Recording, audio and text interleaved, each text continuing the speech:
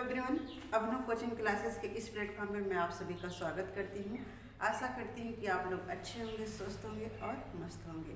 जैसा कि फ्रेंड्स आपको पता होगा कि हमारा टॉपिक क्या चल रहा है, तो आपका फैट यानी वसा टॉपिक में आपका चल रहा है वसा। कल हमने वसा के बारे में कुछ चयनित बातों को चर्चा कर लिया था।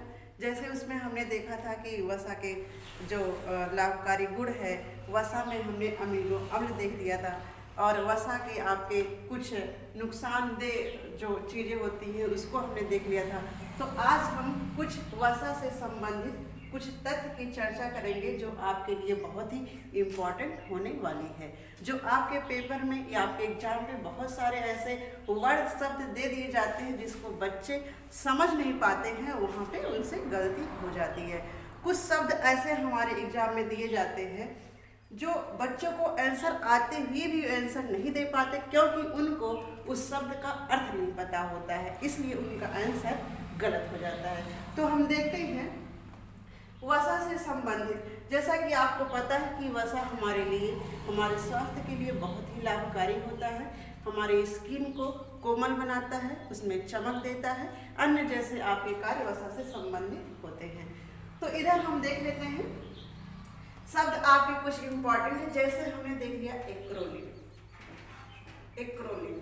अब देखिए फ्रेंड्स, एक्रोलीन अगर क्वेश्चन में आपके इस शब्द को दिया गया है तो एक्रोलीन का मतलब क्या होता है। जैसे हम कभी कभी आप सबके घर पे हो सकता है, किसी किसी के घर पे दूध दही बनता हो, तो आप जानते होंगे मक्खन से घी को बनाया जाता है। तो कभी कभी ऐसा होता है कि मक्खन से जब घी बनाया जाता है तो घी को बनाने के लिए उस मक्खन को बहुत देर तक ताप के माध्यम से उबाला जाता है। तो क्या होता है, और भी आप जान लीजिए, जैसे कोई भी किसी भी दुकान पे आप जाते हैं, जो तेल में छने हुए पदार्थ होते हैं कई बार उसमें छान लिए जाते हैं। तो क्या होता है, वो जो तेल होता है उसमें क्या पदार्थ उत्पन्न हो जाता है, तो हम देखते हैं एक्रोलीन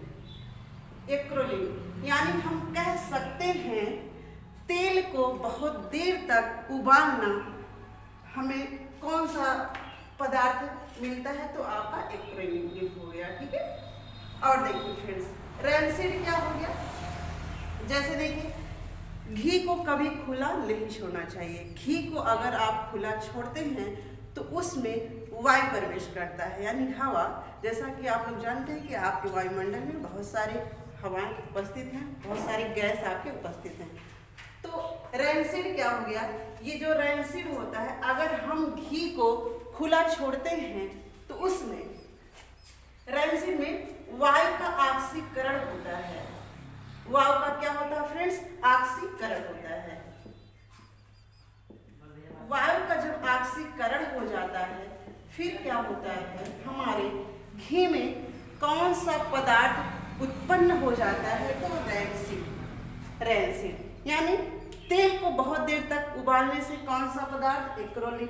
ठीक है, घी को खुला छोड़ने पे वायु के माध्यम से ऑक्सीकरण होने के बाद कौन सा पदार्थ, तो आपका रैंसिड। फ्रेंड्स, अगर आपका एक्रोलीन तथा रैंसिड आपके शरीर में प्रवेश करता है, ये एक्रोलीन तथा रैंसिड आपके शरीर में अगर प्रवेश करता है तो कीटोन व एल्डिहाइड पदार्थ हमारे शरीर में प्रवेश करते हैं। ठीक है, शरीर में प्रवेश करते हैं, जैसा हमारे शरीर को बहुत सारा नुकसान देते हैं। ये पदार्थ हमारे शरीर को बहुत सारे नुकसान देते हैं। ठीक है, जिससे क्या होता है, आपका जो शरीर होता है वो खचवे के समान या कोमल नहीं होता है, चिकना नहीं होता, अन्य जैसी परेशानी देखने को मिलती है, बहुत सारे रोग भी देखने को मिलते हैं। आ जाते हैं फ्रेंड्स पायसीकरण। ये क्या होता है आपका पायसीकरण शब्द से हम समझते हैं कि जैसा कि हमने इसके पहले क्लास में आपको बताया था कि वसा जो होता है आपका जल में अघुलनशील होता है, यानी कि वसा जल में घुलता नहीं है। यानी किसमें घुलता है, इसके पहले आप पढ़ चुके हैं। जैसे आपका पेट्रोल हो गया, बेंजीन हो गया, और हमने उसमें बताए थे जिसमें आपका वसा घुल जाता है। बट जल में वसा नहीं घुलता है। ठीक है, जल में वसा नहीं घुलता है। तो वसा को जल में अगर हम घोलते हैं तो वसा छोटे छोटे टुकड़ों में ऊपर हो जाता है, उसी को बोलते हैं पायसीकरण। ठीक है, पायसीकरण यानी वसा जल में छोटे छोटे टुकड़ों में तैरता है, उसी को क्या बोलते हैं, पायसीकरण। ठीक है फ्रेंड्स, आगे चलते हैं। हाइड्रोजनीकरण। हाइड्रोजनीकरण क्या है ये देखते हैं हम। आपको पता है कि एक संतृप्त वसा होता है और एक आपका असंतृप्त वसा होता है, और जो आपका असंतृप्त वसा होता है उसको अच्छी वसा मानी जाती है, असंतृप्त वसा को अच्छी वसा मानी जाती है। यानी संतृप्त वसा को असंतृप्त वसा में बदलना क्या कहलाता है, आपका हाइड्रोजनीकरण कहलाता है। जैसे कभी कभी हम देखते हैं घी में अगर एक बार हमने पूड़ी को छान लिया, ठीक है, तो दोबारा हम देखते हैं घी अगर हम रख देते हैं, अगर वो जमता नहीं है तो क्या उसमें हो जाता है, हाइड्रोजनीकरण। क्योंकि वो घी जो आपका था वो संतृप्त वसा से असंतृप्त हो गया। ठीक है, असंतृप्त वसा हो गया क्योंकि वो अब जमे के रूप में नहीं है। ठीक है, और आपको हमने बताया था कि जो भी वसा आपके 20 डिग्री तक जमे रहते हैं उसको आप संतृप्त वसा बोलते हैं, जो 0 डिग्री तापमान पर भी नहीं जमे रहते उसको असंतृप्त वसा बोलते हैं, जैसे कि हमने पहले क्लास में पढ़ लिया था। फ्रेंड्स, आगे देखते हैं फाइनोडर्मा। ये देखिए फाइनोडर्मा क्या होता है। फाइनोडर्मा जो होता है एक रोग, बीमारी जो बच्चों में होता है, ये वसा की कमी से होता है, वसा की कमी से। ठीक है, वसा की कमी से। अगर आपसे पूछता है कि वसा की कमी से बच्चों में कौन सा रोग होता है तो फाइनोडर्मा। इसका लक्षण क्या होता है, शरीर में लाल लाल दाने पड़ जाना, ये वसा की कमी से होता है। जो आपका त्वचा होता है चिकना नहीं होता है, इसमें दाने निकल आते हैं, इसी को फाइनोडर्मा, ये ज्यादातर बच्चों में देखने को मिलता है। ठीक है, तो फाइनोडर्मा वयस्क में नहीं होता, ठीक है, वृद्ध में नहीं होता, ज्यादातर किस में होता है तो आपके बच्चों में होता है, क्या, फाइनोडर्मा। ठीक फ्रेंड्स, ये आपको याद रहेगा ना।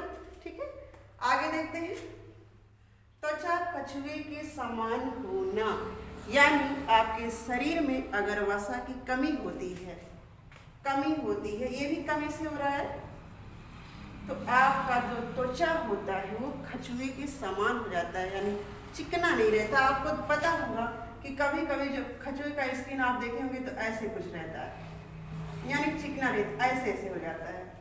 ठीक है, तो जैसे कछुए का स्किन ऊपर का होता है वैसे हो जाता है, वो होता है त्वचा में जब ये वसा की कमी हो जाती है। ये हो गया आपका। आगे देखते हैं स्टेडिनॉल हार्मोन। ये फ्रेंड्स आपके कभी कभी वसा के टॉपिक में ना देके प्रजनन तंत्र में पूछ लेता है, क्या, आपका स्टेडिनॉल हार्मोन। क्योंकि ये जो स्टेडिनॉल हार्मोन होता है ये अंडाणु बनाने में सहायक होता है, अंडाणु बनाने में सहायक होता है। और अंडाणु आपके बनते कहाँ हैं तो आपको पता है, अंडाशय में। ठीक है, तो ये क्या करता है, अंडाणु बनाने में मदद करता है। ठीक है, महिलाओं में क्या होता है, अंडाणु बनाने में मदद करता है, और अंडाणु का निर्माण अंडाशय में होता है। आगे देखते हैं मोटापा हो गया, मधुमेह हो गया, हृदय रोग हो गया, कोलेस्ट्रॉल बढ़ना। ये क्या होता है, ये जो हमने चारों लक्षण आपके लिखे ये वसा की अधिकता से होता है, वसा की अधिकता से। ठीक है फ्रेंड्स, वसा की अधिकता से। जैसे देखते हैं मोटापा हो गया, यानी हमारे शरीर में फैट का लेवल जब ज़्यादा हो जाता है उससे आपका मोटापा होता है। मधुमेह देख लेते हैं, मधुमेह भी आपका क्या होता है, वसा की अधिकता से आपके मधुमेह। जब आपके शरीर में मोटापा होता है तो जाहिर सी बात, जिस व्यक्ति के शरीर मोटा ज़्यादा हो जाता है उसमें मधुमेह रोग ज़्यादा देखने को मिलता है। इसलिए ये जो मोटापा और मधुमेह होता है, मधुमेह आपको पता है कि ये इंसुलिन एक हार्मोन होता है जो क्या करता है, शुगर को नियंत्रित करता है। ठीक है फिर अगर किसी के शरीर में वसा की अधिकता हो जाती है तो वही आपका जो ग्लूकोज होता है वो नियंत्रित नहीं हो पाता, जिससे आपके मधुमेह जैसी बीमारी देखने को मिलती है। हृदय रोग देख लेते हैं। हृदय रोग क्या होता है? ये कोलेस्ट्रॉल का बढ़ना, ये आपका हृदय रोग से भी संबंधित है। इसलिए क्योंकि कोलेस्ट्रॉल आपको पता है कि ये क्या आपके वसा से प्राप्त होता है। कोलेस्ट्रॉल का पहला कार्य क्या होता है? जब ये आपको सूर्य की रोशनी से कौन सा विटामिन मिलता है तो आपको पता होगा विटामिन डी। बट जब तक आपके शरीर में कोलेस्ट्रॉल नहीं रहेगा तब तक आपको सूर्य की रोशनी से विटामिन डी नहीं मिल सकता है। देखिए, जो आपके सूर्य की रोशनी से